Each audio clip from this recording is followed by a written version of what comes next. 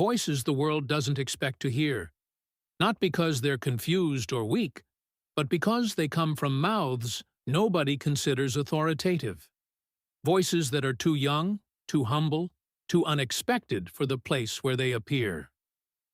History tends to treat those voices in one of two ways.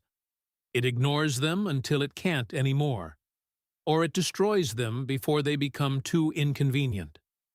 Sometimes it does both, and the voice remains anyway.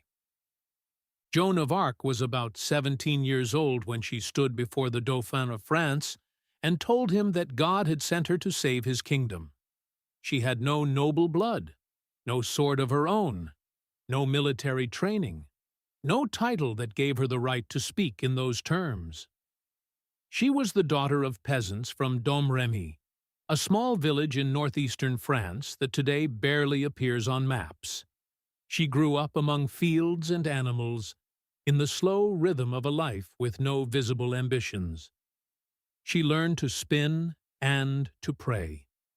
She never learned to read or write, but she claimed to have heard something that completely changed the course of her life. France in 1412, the likely year of Joan's birth, was a broken country.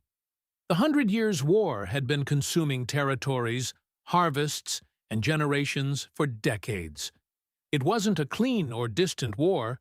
It was constant pressure, a slow bleeding that divided families, villages, and entire regions. The English controlled the north. The Burgundians, a powerful faction of the French nobility, were allied with them. The Dauphin Charles, the legitimate heir to the throne, had never been crowned, and his right to rule was openly challenged. France wasn't just losing land, it was losing its certainty that it could survive as a unified kingdom. Joan grew up inside that reality.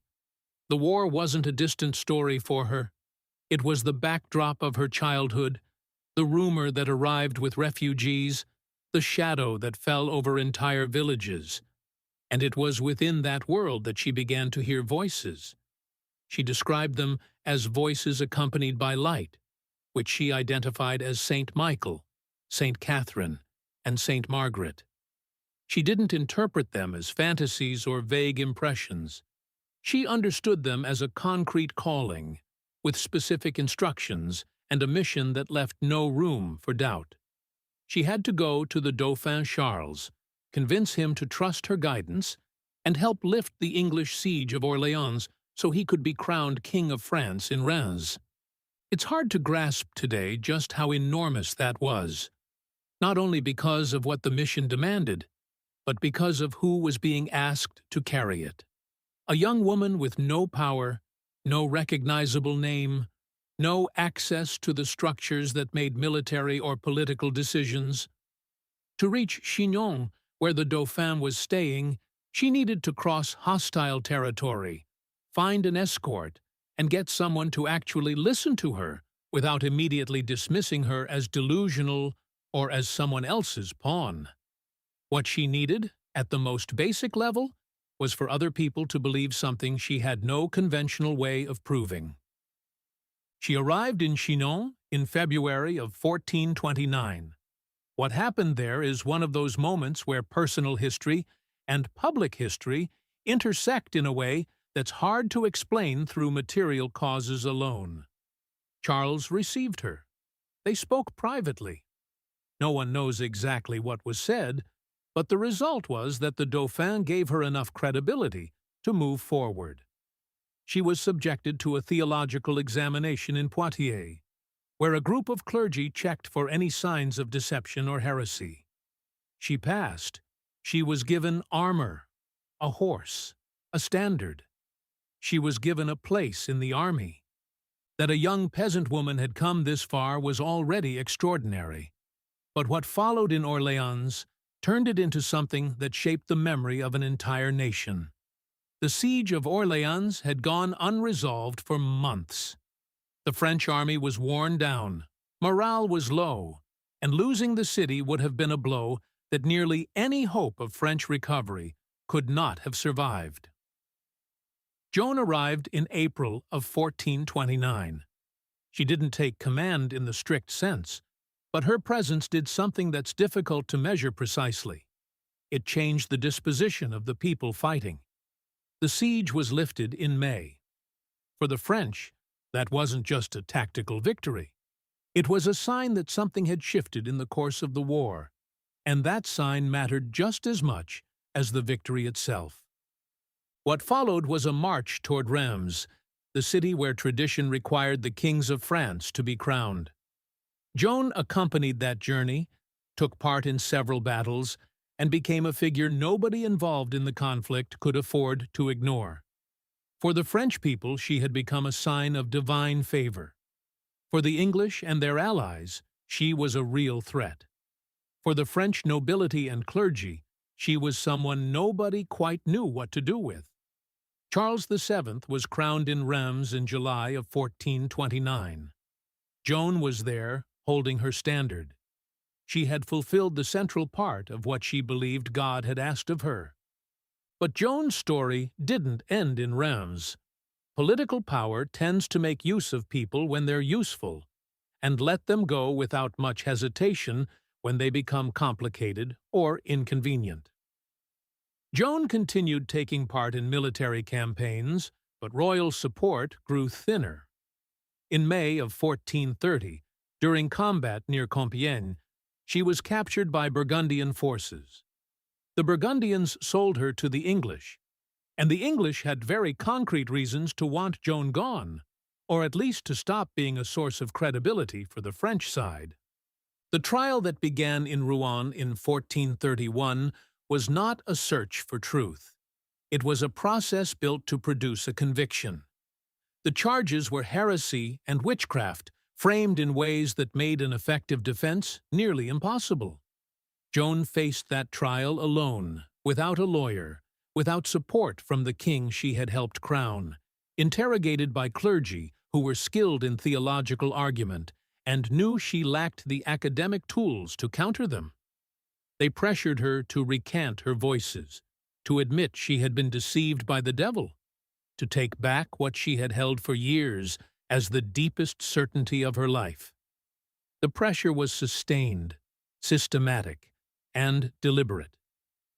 At one point in the process, Joan signed an abjuration. It was an understandable moment of human collapse. She was 19 years old, alone, terrified, and she had been promised that signing would save her life. But days later she took it back.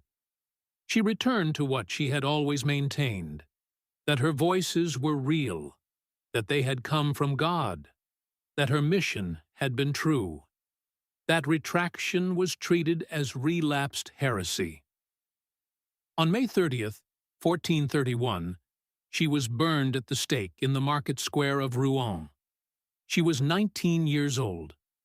The entire trial had been a political construction disguised as a religious proceeding, and those who condemned her knew it.